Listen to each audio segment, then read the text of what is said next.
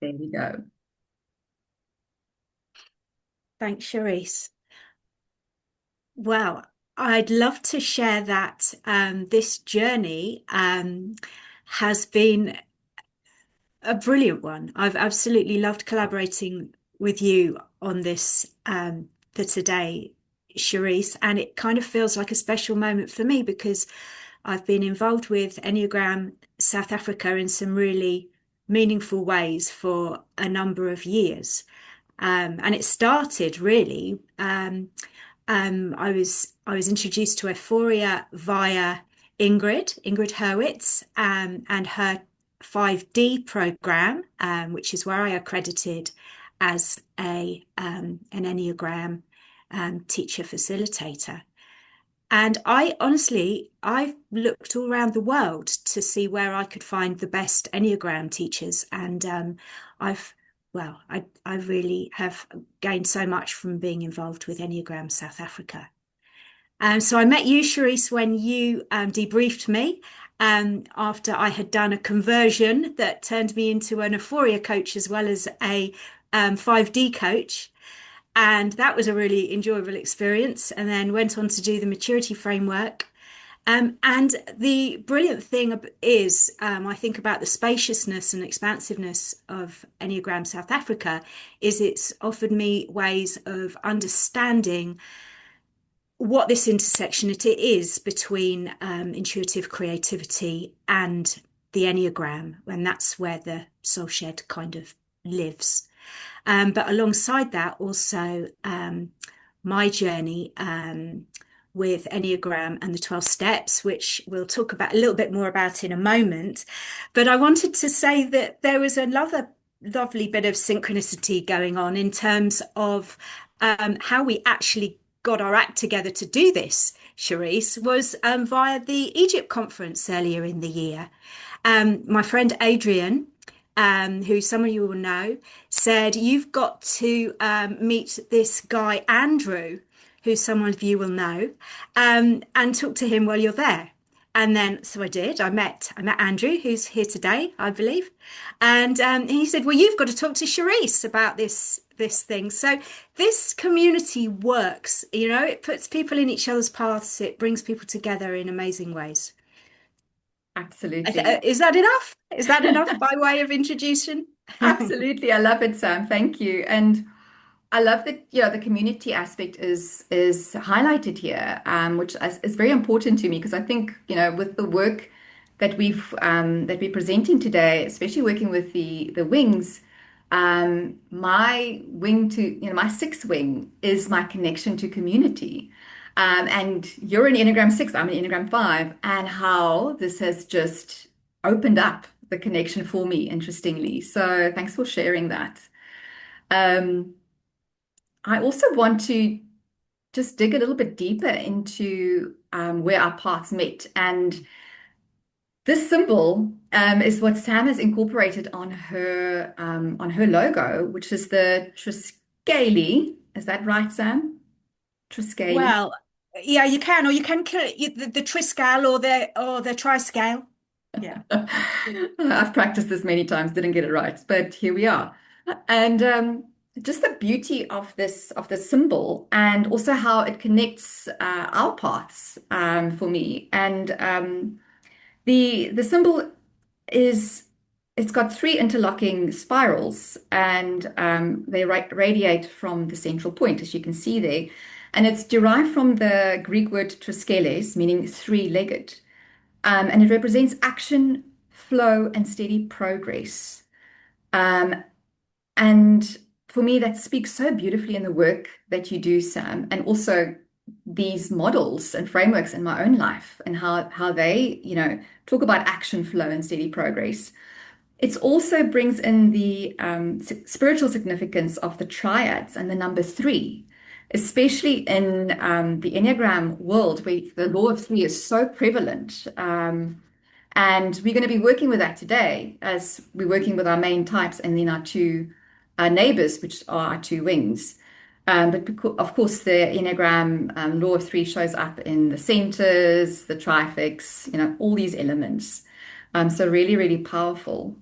Um, Yeah, Sam, do you want to talk a little bit more just about your journey around these frameworks?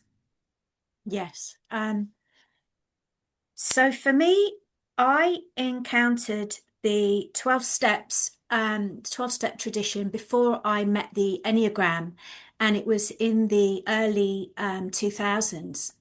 And I was in a bit of a mess. I'd been in a relationship that had ended very painfully, and um, I knew that I needed some help with quite how on my knees I felt, how broken I felt at that point.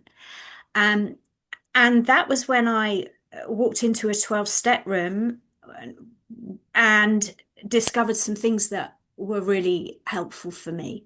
I worked the 12 steps in a fellowship connected with um, healing from um, healing from painful relationships, and I got a lot from it. As a result of that, I went on and I met my husband, and our relationship is, I would say, reasonably healthy some of the time. I think there's been progress made in that department. I still like him. We've been together 15 years. Um, and life went on, but at a certain point, I realized that some of the patterns, the codependent patterns that I had had back in the day was still active in some areas in my life, and I went back into the 12-step programs. In the meantime, though, I had encountered the Enneagram sometime around 2010, and I can tell you that doing the steps, knowing my type patterns, was a completely different experience. And the recognition actually that I think that, most people I know could benefit from some of this wisdom that's found in the 12 steps in terms of the way that we trip ourselves up in our relationships with others and with ourselves. Um, so it's in that spirit really that I bring kind of this intersection, this meeting of these two models together, in that our personalities can cause us a great deal of suffering, and the 12 steps has got a huge amount of wisdom within it. Mm. Um, yeah, how about you? Thanks, Sam. Yeah, my story is a little bit opposite to yours, where I found the Enneagram in 2011 and trained by our very own Lucille back then. And it was such a big opening to seeing my own pattern of the Enneagram 5 and uh, how the Enneagram provided insights in working with this pattern. So really kind of what stood out for me then was working with my underlying rage and anger, which was a jarring surprise because I thought I was so nice and lovely all the time. And yeah, how the line to eight, for example, gave me such a um, movement towards action and expression of this.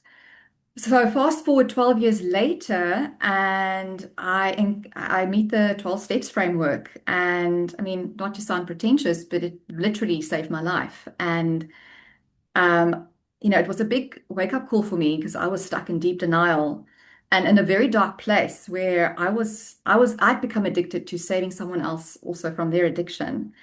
And getting to a point of realizing that sobriety was the only way forward, I had to quit alcohol, and this program was the program that supported me with that. And I gained clarity, more clarity, based on top of the Enneagram, on my own family and relationship dynamics. I could make better decisions and be clear about my boundaries, understand my own non-negotiables. These things became so much more clearer. And that sacrifice also meant losing friends and friendships and relationships, but I also gained amazing, beautiful people in my life. And the steps keep me going. They keep me focused on sobriety. Um, Interestingly, sobriety for me, Enneagram 5, line to 7, the virtue of 7 is sobriety. So I just love how it keeps on connecting. And then the trauma-informed coaching for me just brought these frameworks together so beautifully because it's about realizing that nothing is broken and nothing needs fixing. It's about accepting the self and working with the self, working with these patterns, and just being compassionate with the self and others, and in awareness. And working with the loving parent instead of the and the critical parent was very interesting, and how that speaks in the trauma informed coaching and in the 12 steps for me. Great. So let's look at the 12 steps. Before we go ahead, Sam, I think you wanted to say something about I it before did. we. I thought this would be an important thing that we just make clear in here, because we've talked about our personal journeys, because we've talked about different fellowships and the 12-step tradition. It's important to say what we're doing today and what we're not doing. Um, there's a huge integrity around the 12-step tradition being complete and of itself. Um, the presentation that we're offering today is inspired by 12-step recovery and Enneagram journeying. So it's not an interpretation of official 12-step teaching. We're not suggesting that the 12 steps are contained within the Enneagram. We fully respect the integrity of both models, both pathways. But what we are doing is exploring something that's happened when you put these things alongside one another, these traditions and these, if you like, these pathways, because they can illuminate one another in some really powerful ways, which I'm calling a kind of a healing spiral. And the remainder of our session is going to be exploring that, um, and offering you opportunities to try it out and see if there's something in it for you today. Thanks, Sam. So some of you might know the 12 steps. For you, some of you it might be completely new. And the 12 steps I have placed here is from CODA, Codependence Anonymous. But the 12 steps originated in the 1930s with Alcoholics Anonymous, and all the 12 steps with all the different fellowship frameworks are based on those 12 steps. So the essence of step one is the same across all the different fellowships, and the fellowships are the groups. Um, and what's been changed is just some of the wording to make it more relevant to if I'm working with a substance of alcohol or drugs, or behavioral compulsions. Just the essential qualities of the 12 steps is really these elements that you can see on the left-hand side. And the call for awareness is to really kind of wake up to some of the reality. Sometimes my words I'm using is not trauma informed. So Sam, you can correct me there if you need to. But it is really about recognizing our patterns and our powerlessness over these patterns. From powerlessness, we can move on to acceptance. So for surrender, it's about letting go of control and opening up to something that's greater than the ego. In terms of honesty, it's about being honest and truthful to ourselves without distortion or denial. Uh, in terms of humility, it's about accepting our limitations and then remaining open to growth. For responsibility, it's also to own our own impact and to take action where repair is possible. Compassion is to extend that compassion to ourselves and to others. For connection, um, for compassion, sorry, I've already talked about that. Connection is deepening relationship with self, others, and a higher power of your own understanding. So that is non-religious. And then in terms of service, it's to live what we have learned. So it's ongoing, and then offering it to others, not in a evangelical way, but in a way through how it's impacting our lives and living by example.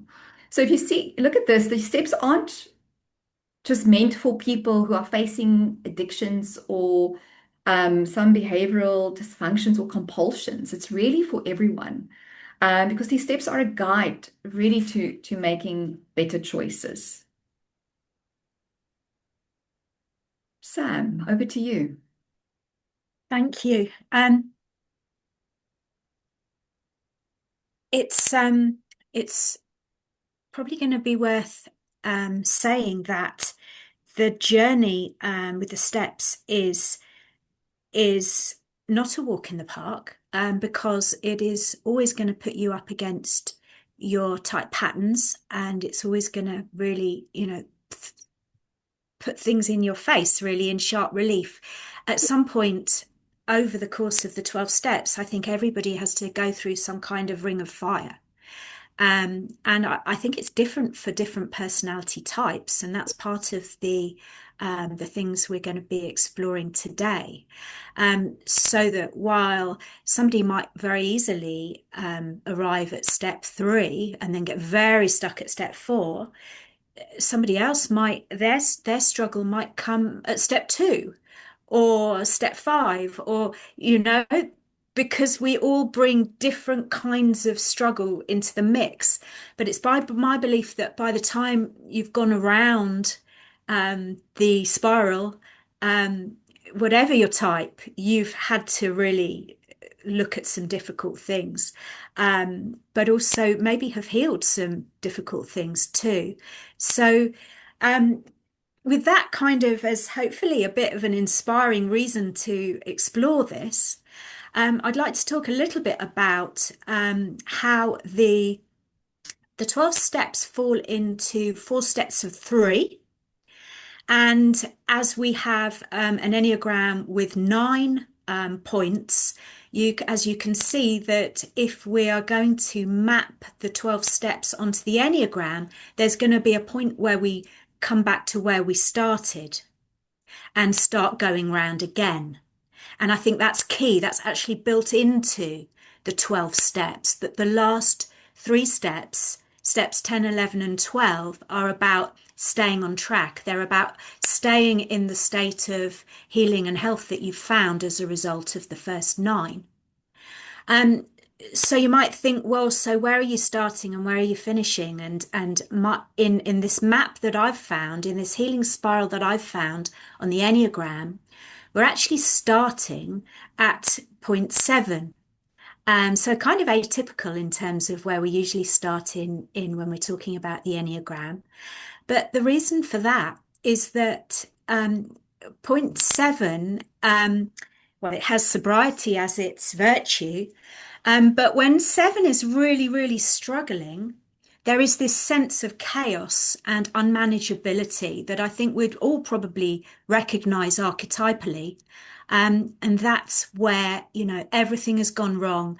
We've lost our way, if you like, and we don't really know what's going on or what way's up. And it may be a relationship, it may be an addiction, it might be a bereavement, it might be some significant loss that has triggered all of your stuff. So landing at point 7 is the kind of the beginning. That's the experiencing of the chaos and disintegration that starts somebody thinking, actually, I've got to do something about this. You'll notice that as we go round, I'm not saying this happens at point 7. I'm saying this moves from between 6 and 7, and so on. Between 7 and 8 is step 2. That's because these things aren't happening as blobs, they're happening in a process. They're happening in a life and in a journey and over time. This is dynamic, it's moving. So the first 3 steps are all about waking up, and they're about opening to have outside help, and they're about orienting to a third force, which is its higher power, however you experience that. It might be as God, it might be as nature, it might be as your higher self, as you understand that, or just an understanding that there's a higher intelligence than what you can figure out in your head. That's the first 3 steps. Steps 4, 5, and 6. They're the ones we're going to be exploring with today in particular. Step 4 doesn't sound very trauma informed at all in the 12 steps. Takes a searching and fearless moral inventory of ourself. It's really about getting honest about who we are and what we've been up to. And I believe that the Enneagram positions us really well to be doing this work. It's almost as if by virtue of being here on a journey with the Enneagram, you're already doing some of this step 4 work because you are looking at self in a particular way, hopefully through a compassionate lens. Um, the next step is about sharing those insights honestly with another human being. And in a very, very easy peasy micro level, we're going to do that in a very safe way today by simply getting you to look at perhaps some challenge that you faced in your coaching, in your work life. Nothing that's going to trigger anything deeply traumatic, but something that maybe you can just look at, a little micro dose of self-honesty here, how your behavior shows up in a situation and maybe makes it more tricky. Then there is the following step, which is when you become ready to let go of that behavior. And that is step 6. 7, 8, 9, I'm not going to talk about too much, or 10, 11, and 12, because they are another level of depth of inner change, which you might want to explore, separately and beyond this. They are when you hear about people in recovery making amends. Well, at a certain point, you realize that your behavior may have been hurting other people and that possibly you need to do something about that. And then after a journey with that, this kind of almost reconciling yourself with the past, there's steps 10, 11, and 12, where hopefully as a result of working these steps, you're coming into a place where you see life quite differently and maybe want to share that beyond into the world.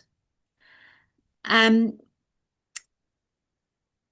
two little faces at points 3 and point 6 are just acknowledging the shock points in the Enneagram of process. There are points in a journey where there is some fairly intense stuff that happens where you have to really almost turn your previous way of being on its head and start to reorient differently. And if you choose to go deeper into this, those shock points are kind of will become a little bit clearer. But yes, as I say, today we're going to be mainly looking at step 4, 5, and 6, and I believe Cherise there on the next slide. I also just want to say that, for me here, the Enneagram is, what is the pattern I'm living from? So it's just highlighting that pattern. Yes. And the 12 steps is the aspect of, am I willing to release the pattern? Am I willing to work with it? And there's those two coming together. Okay, I'm trying to move. There we go. Okay. So these steps in the recovery journey that I'm hoping we'll explore today with our wings alongside with us are these 3. So I've offered a trauma-informed frame for these steps, made a searching, fearless moral inventory of ourselves, owned our actions and their impact with self-compassion. And then the Enneagram piece in there is to do with finding an inner witness that's very different from the inner critic, I would say. It's a compassionate inner witness, and reviewed our type patterns in our lives. And then there's the step 5, admitted to God, to ourselves, and to another human being the exact nature of our wrongs. That becomes found a trusted fellow or soul friend to share our experiences with. So there's a sense of sharing this within a safe container, safe and trusted container. It's a lot about being witnessed rather than, it's not a sense of being judged. It's a sense of almost a letting go of a story that you might have been holding for a long time. And then the Enneagram piece is finding into our community for witness and support. That might be within a fellowship, but in terms of us as as professionals and coaches, it's often maybe turning to supervision or turning to a trusted fellow in the community of practice. And then step 6, we're entirely ready to have God remove all these defects of character through a trauma-informed lens, became willing to release our survival strategies, these strategies that have got us this far but possibly aren't going to get us much further, and seek healthier ways of being. Well, we've got those, we can see those in our type, that we don't have to turn into different people. It's about softening our passion and our fixation, and possibly discovering healthier versions of ourselves in our lives. And the Enneagram piece looked to loosen our identification with type pattern and sought to become present in our 3 centers. So this isn't just happening in your head, this is happening in your heart, and this is happening in your body, in the way that you're moving through your life, the choices you're making, and the way that you're presenting. Okay. Right. Anything else, Cherise? Did I miss anything on that one? No, I think it's a really good description, and I love the trauma-informed frame. It is definitely lands softer and feels more inclusive. Sam, what I also just want to say is when we speak about God, a lot of people come to these programs and they have been quite traumatized, maybe in their upbringing around religion. The programs have adapted to say a God of your understanding, a higher power of your understanding, so that it is inclusive to people and not religious based. Yeah, I think that is important because I work with clients who have a bit of a trigger when it comes to sometimes the word God, and it's important to invite them to find what is meaningful for them. Yes.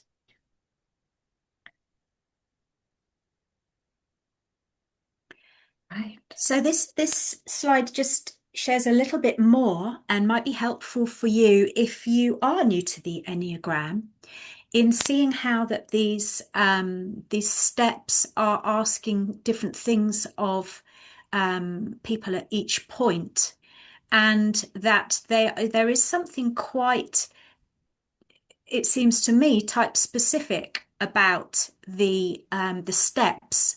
So if we arrive at 7, at realizing that everything has become unmanageable, the challenge for a 7 often is to stop running or stop moving long enough to land in that recognition. And then for step 2, realize that a power greater than ourselves could restore us to sanity. That might be particularly difficult for an Enneagram type 8 who has spent a lot of energy in making sure that everything is under control. There is a kind of vulnerability that comes with recognizing there is a power greater than self, that there might be something ordering things, and there may be some safety to be found beyond making sure that everything is protected and under control. And so on. We go around the types, and they have particular challenges to face. Now, this is something that you might want to explore via the slides, might want to journal with in your own time with your type, and to consider, could this be a piece of work, a particular piece of inner work that would be helpful to do? I won't linger there too long because that's not quite where we're going to be staying today, but I wanted you to give you this sense of this healing spiral. And also that this slide shows that by the time we arrive back at 7, you've got like 7 version 2 coming around the outside there, which is at step 10, which is the step when you've moved into the kind of maintenance part of recovery, when you're continuing to take you're continuing to work the steps, you're continuing to take daily inventory, that's when a seven might really start to know sobriety in a new way.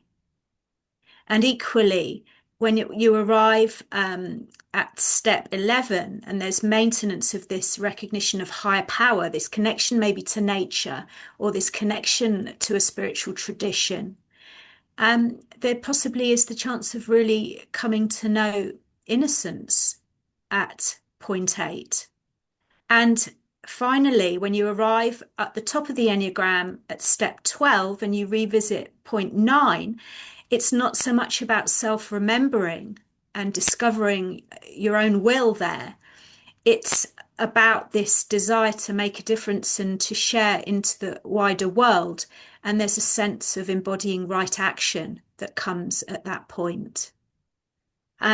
So, and that it wouldn't stop there. A recovery journey just keeps on going and keeps inviting you to visit these things in your life. Very type related, I believe. Yeah. Okay. Thanks, Thanks, Sam. Cherise. Anything else from you on that one? I think it's great to see the connection, especially for the 8 maintained relationship to H higher power and no innocence, which is the virtue of the 8, and that innocence being connected to everything and all. Yeah, so it really opens up how the connection between the two frameworks for me. I would love to spend more time here, but I also think we need to get into our We practice and why do, we're we do. here. We do. We need to get into our adventure. Yeah. Um, so yes, so this is just a bridge now to take us from theory into experience, and just a little bit of some of the foundations that are underpinning why we're going to work specifically with the wings today.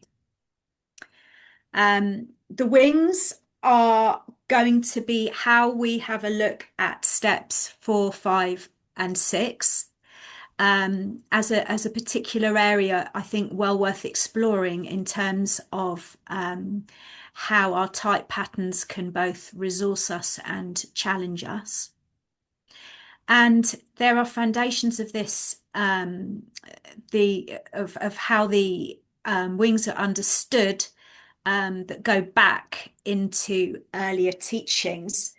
I'm particularly interested in Catherine Fove's understanding of the wings, which she talks about as the Enneagram type, tri-type, being a result of the tension of the two wings on either side, almost as if there's a kind of a cauldron that your type is made in, and it's made up of the type on either side of you, and what the pressure that puts on you,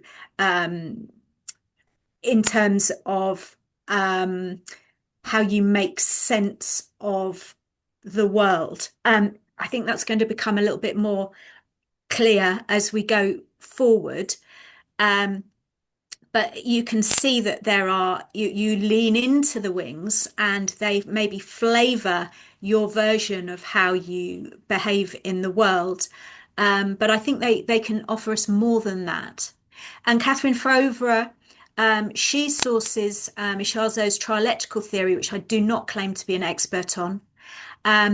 But what I do want to kind of speak to is this idea of this is all happening in a very dynamic way. These neural pathways, or these kind of ways of being that we are kind of embodying, are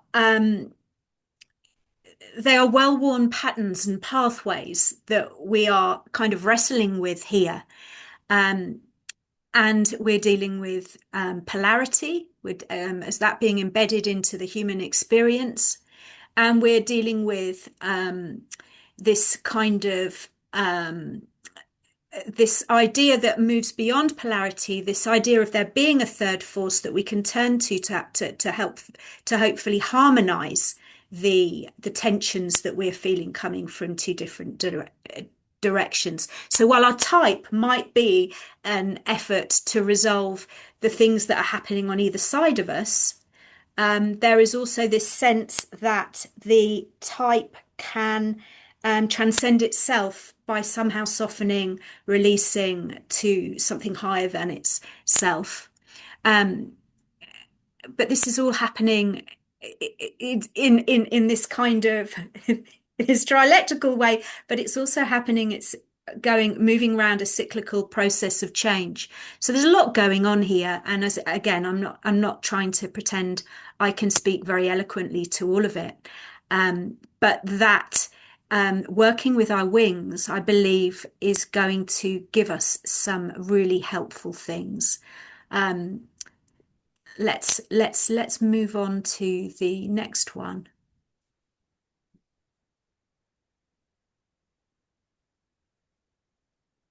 But we need, Okay. I think we covered this slide already. Hey, Sam. Oh, was that the same?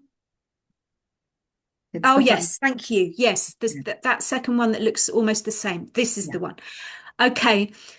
So my foundational understanding is that what I've noticed that the energies available from our wings can, in this kind of within this, can help us to stabilize and to find momentum for change. So specifically, the type that becomes before your own can be a very helpful source of kind of inner ballast and foundation and a way to integrate experience. So if you are looking at yourself, and which isn't an easy thing to do often, it can be very helpful to look to lean into the type of your preceding wing. So by your preceding wing, I mean if you're an Enneagram 2, to look at your one wing, or if you're an Enneagram 4, to look at your 3 wing. Meanwhile, the type that comes after yours can offer you energy for forward momentum in your life. So for me as a type 6, when I want to get real with myself and I want to get out of a 60 spin where I'm just grabbing at all kinds of nonsense and trying to make sense of what's going on, it can actually be quite helpful to turn to point 5 and the kind of detachment and stepped back objectivity that point can offer me. And it's quite happy coincidence, maybe, or maybe I found him for that very reason, that my husband is an Enneagram type 5, and he very often helps me to find that just that stepped back objectivity.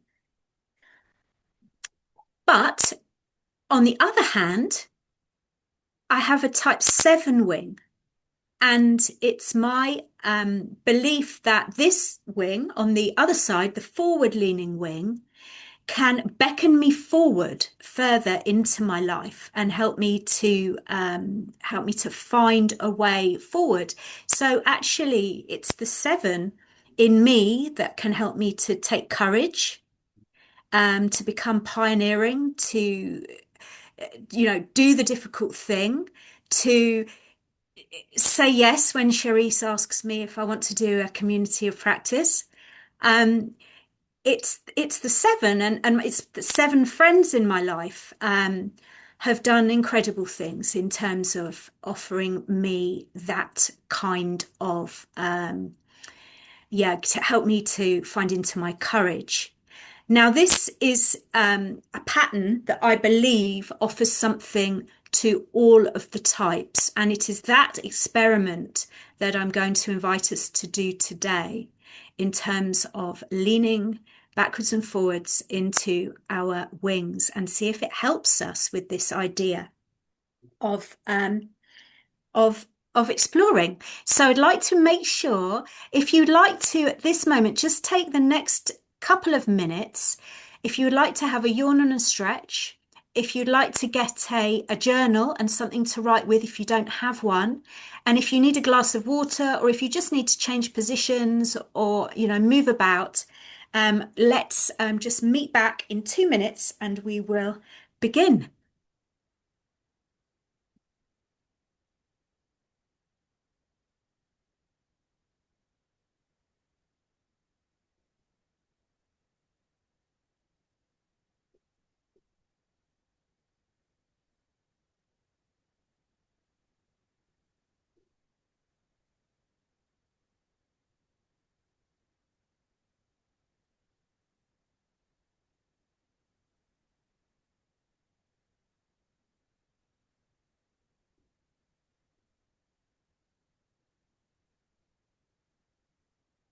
And if you've already arrived back, you might want to just have a look at the screen and take a look at the journaling prompt.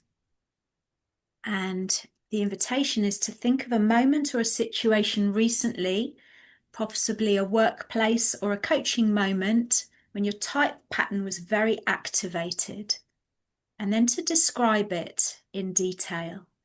So this is just for you, this piece. So write it down in as much detail as you want to. This is totally your own intellectual property, which will not be probed.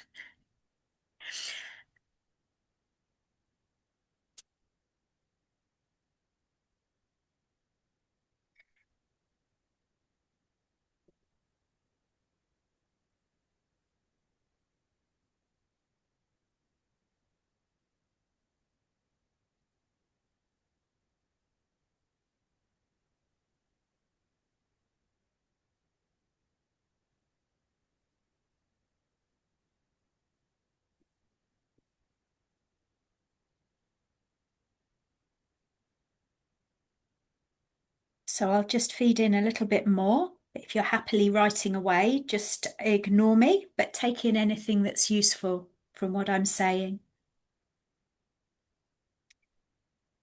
Consider what behaviors and impulses arose in you in this moment.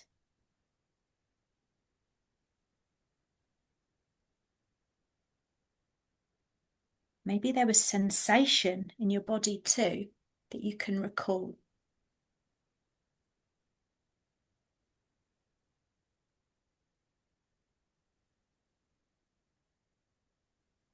Maybe your head felt like it wanted to explode or you wanted to storm out of the room.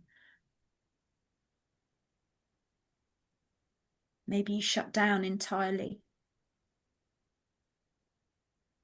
Maybe you just switched off.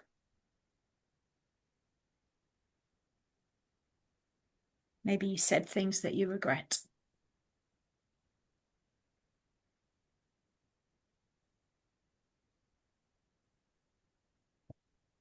Maybe you didn't do any of those kind of things, but something was going on internally that you can really access when you think about it.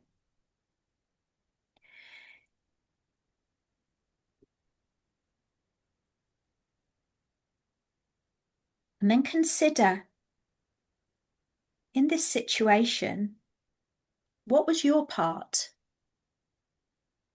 Was there a way that your type pattern might have contributed to the situation or intensified the situation through what you did do or what you didn't do? And I'm going to just allow some silence for you to explore there for a few minutes.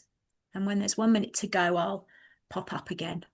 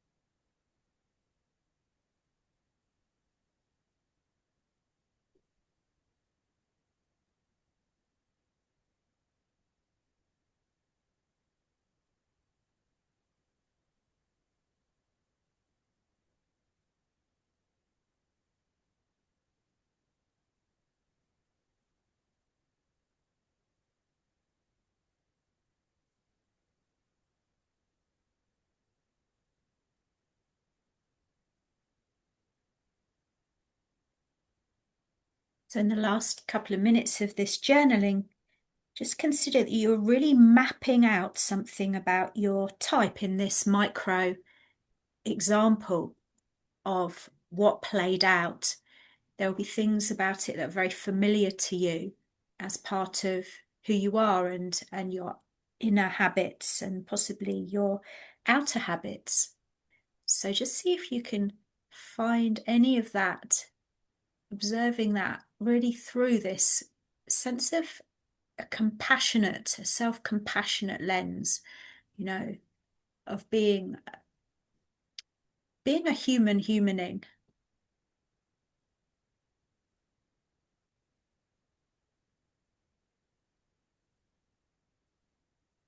And just about a minute left of journaling time.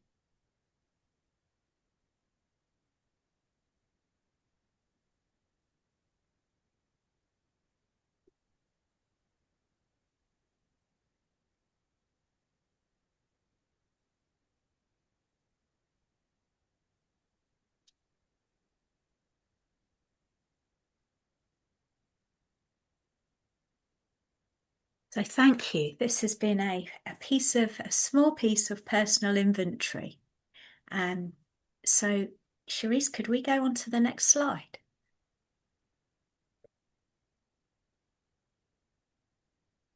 Okay, so this is where we're going to offer this lens of the wings. If you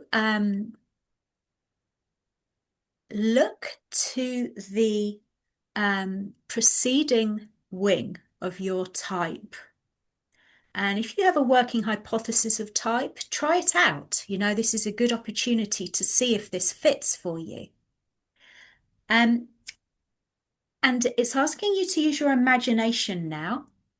Imagine that a trusted friend has joined you and their type is this preceding wing. So I'm imagining here as a 6 that my friend the 5 or my husband the 5 has entered the room and they're bringing their virtue, their best self to bear on my situation. They've not come in to give me a hard time here. They've come in here to really help and support me. And so I'd like you to consider, how does this lens help you to appraise your role in the situation that you've just described in a new supportive way? So take on board their witness. What would the 5 say to me? Or if you're an 8, what would the 7 say to you, your 7 friend? If you're a 3, what would your 2 friends say to you? And just see if by imagining into that perspective, you can get a little bit more understanding of how you were in that moment and what you did, what you felt, what you experienced. So it's kind of an enlarging lens that they're offering you. And I'd just like to invite you to journal with that for a bit, maybe specifically with the virtue as I've put them on the slide.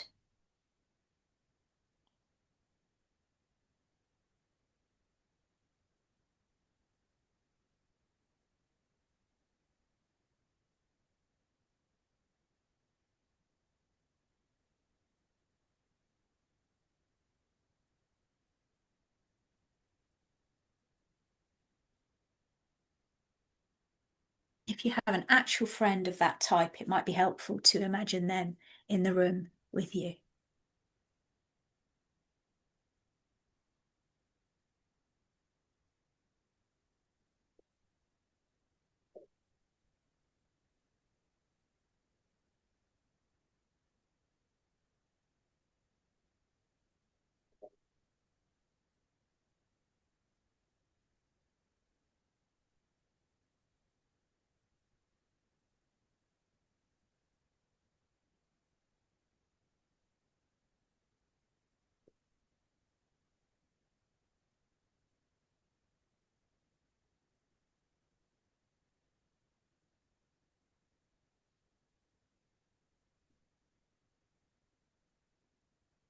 So the key question you're answering is, how does this wing help me appraise my role in the situation in a more supportive, grounded way?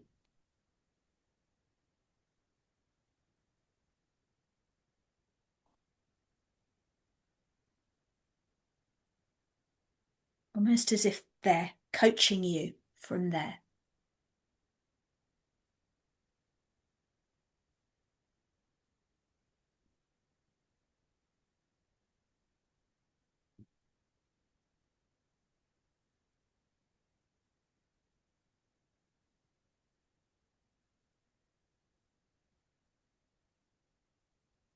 It's just about 1 more minute of journaling there.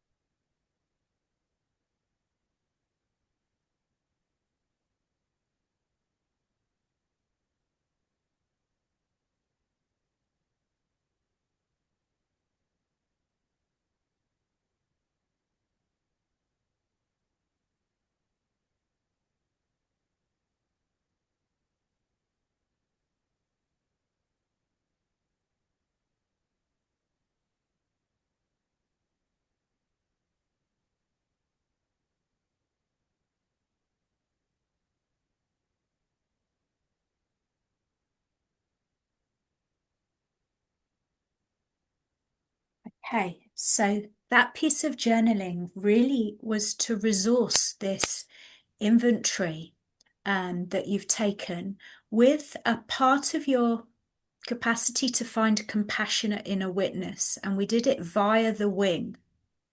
But really, of course, it's all you finding this slightly different um, viewpoint, aspect on yourself. It's this little capacity perhaps to see yourself in a slightly kinder way, supported by your wing.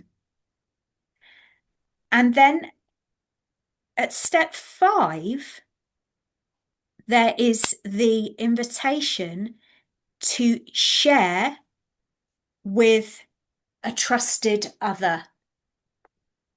So let's go on to the next slide, Cherise. Because this is where we thought it would be really a good plan just to do a micro experiment of sharing, of doing some step 5, inviting somebody else to witness this piece of your story. So here, there is a real key thing about this is you share in a very, very safe way, because we are not entering into a therapeutic relationship with the person you find yourself in a breakout room with, but what you're entering into is a trusted witness relationship, wherefore we're going to offer you 3 minutes just to share something about the moment that you explored and what it showed you about your type pattern and any resourcing your preceding wing offered you. And the person who's listening, their job is simply to listen without comment, certainly without feedback, just as a spacious witness. And then to swap over and to offer the person the same courtesy. So, Cherise, shall we organise that now? Yes, wonderful. Thanks, Sam. So I'm going to break you up into the breakout rooms, and you're going to be paired up, like Sam said, and you will listen to each other without dialogue. It's not a coaching session. It's not a session for advice. It's really to be a witness and show that active listening. And then what I'll do is let you know that we are halfway for an approximate time for you to swap. I'm also mindful. Hey, welcome back, and thank you for sharing in that little experience of exploring with another human being. And I hope you found a way to have that conversation that felt good. Um, we're not going to debrief on that at this point. We are going to move on, and for the rest of the session, this is going to be much more internal and reflecting. So there won't be another breakout room for this next piece, but I also believe that this next piece is really key in terms of this building inner witness, compassionate inner witness, but from the other side now, from the other wing. So the idea, if you like, the working model is that the wing, one further point around the Enneagram, beckons the preceding one forward, opens opens out the self into the world more, offers it new light and insight.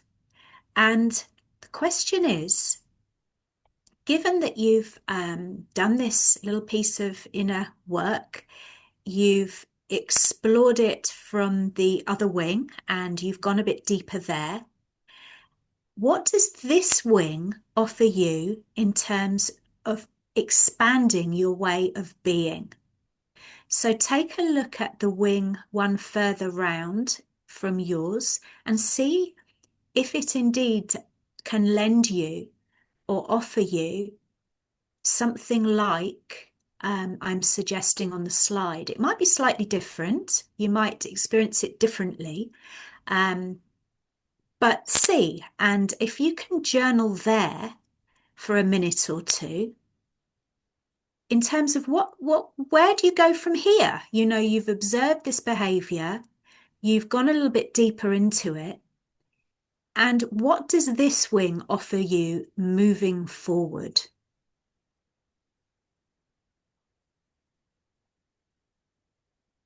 So if this friend at this wing, this part of yourself, or this actual human was in the room with you, giving you a bit of coaching, from their lens, what are they saying to you? What are they offering you?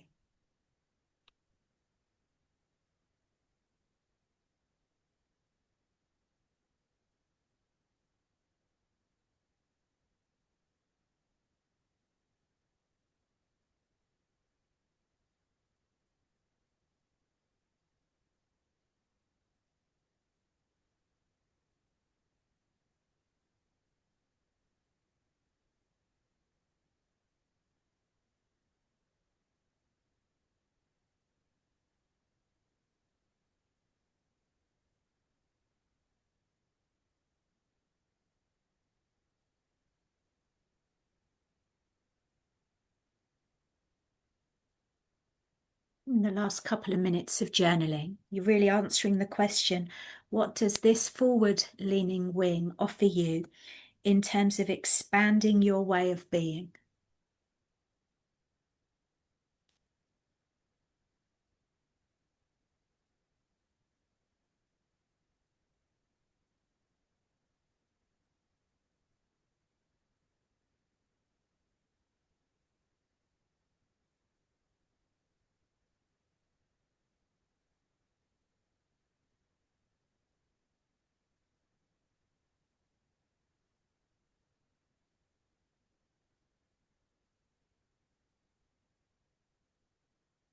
So as you're just drawing to a close with that piece of journaling, just to put this into context of this model, at step 6, you're becoming willing to do things differently. You're becoming willing to let go or to soften some of the things that you've been doing as habits before. In terms of type lens, maybe you're relaxing your fixation. Maybe you're releasing something of your type patterning that causes you suffering. And this is a little kind of version of step 6 you're doing with help from your forward-leaning wing. So before I hand over to Cherise, who's going to help us integrate this whole piece of this spiral, just to recap, you have been exploring at step 4, a version of step 4, meeting the Enneagram in terms of identifying a type pattern. And then you've been sharing something of that with another human being in order to receive witness and to witness yourself sharing about it, to kind of put it out into the open. And you have just been looking at step 6 with the help of your forward leaning wing in terms of looking how you might go forward slightly differently. You're getting ready perhaps to let something go. Possibly, you might not want to at all, but there's that possibility built into that step. You're becoming ready to do something differently. So now I'm going to hand over to Cherise. He's going to help us with some integration. Thank you, Sam. So moving on to looking at the bigger picture, and Sam, thank you for the summary. And if you consider these questions, how did your backward leading wing offer you perspective in looking inwards? So that was the first exercise that you journaled about. So how did it offer you perspective in looking inwards?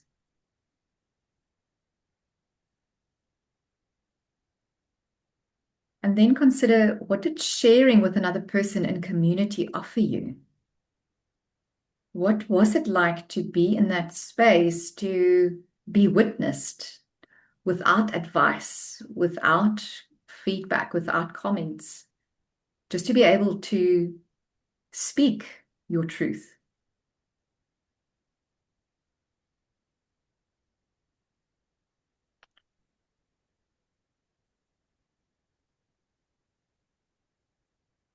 And then if you think about your forward leading wing, how is it resourcing you to move forward? Take some time to reflect on these questions.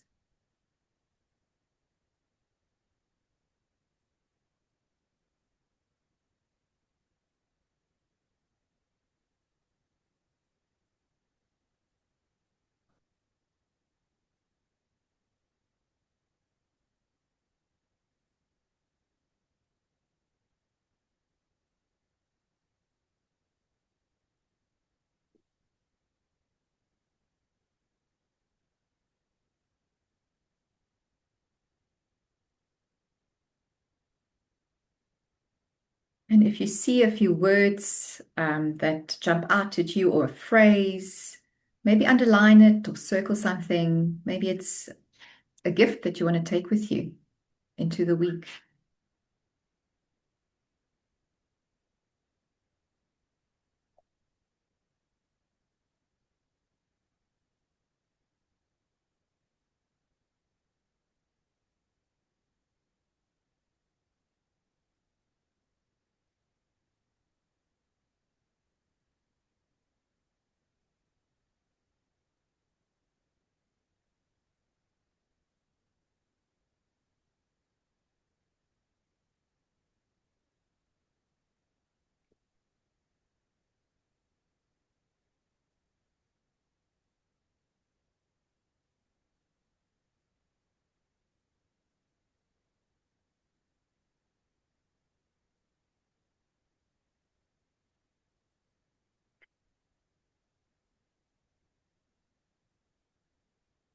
Shall we have some sharing? Cherise, is it time? Yeah, it's time. I'm going to stop the recording and pause it here so that the shares can. Thank you very much, everybody, for thank you for taking this on trust and giving it a go and seeing what it was in there for you. If you've enjoyed this kind of creative, imaginative exploring, yeah, I hope we stay in touch. And yeah, thank you, Cherise, so much for the invitation to collaborate. It's been a pleasure for me too. Wonderful. Thank you, everybody. I'll send the slides and the recording. You get Sam's access to her Substack, her website, her retreat in Sweden in September. if you're over that side. So yeah, we'll share all of that details by later in the week. Hope to see you again next month and go well into the week. Thank you. Bye. Thanks, Cherise. It was awesome.